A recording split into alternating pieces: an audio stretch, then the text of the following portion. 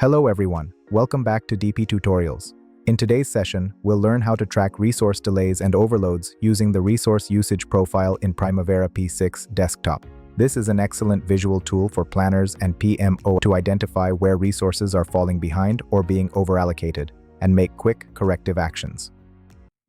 The resource usage profile is one of Primavera's most useful built-in visual dashboards. It shows you how your resources, whether labor or equipment, are being utilized over time. Let's take a simple project with 4 key resources, and these are the activities assigned to them. Open your project in the Activities view. Make sure resources are assigned to all key activities. Go to View, Show on bottom, Resource Usage Profile. You'll now see a graph at the bottom showing resource allocation across the timeline. Select each resource on the left pane. You can analyze whether the assigned workload exceeds availability. If you see a red spike, that means your resource is overallocated. If the bar is shorter than the baseline, that means underutilization.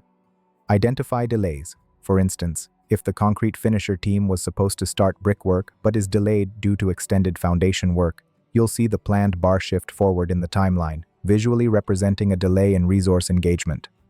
Optional, right-click, Resource Profile Options. Here you can modify the visuals of the graphs. You can customize your y-axis to show units, cost, or percent allocation. Apply filters like in-progress activities to focus on real-time workload. Combine this view with Group by Resource Type for a dashboard-like display. And that's how you can easily track resource delays and overloads using the resource usage profile in Primavera P6 Desktop. This method gives you a clear, real-time visual of your team's workload without exporting to Excel or any BI tool.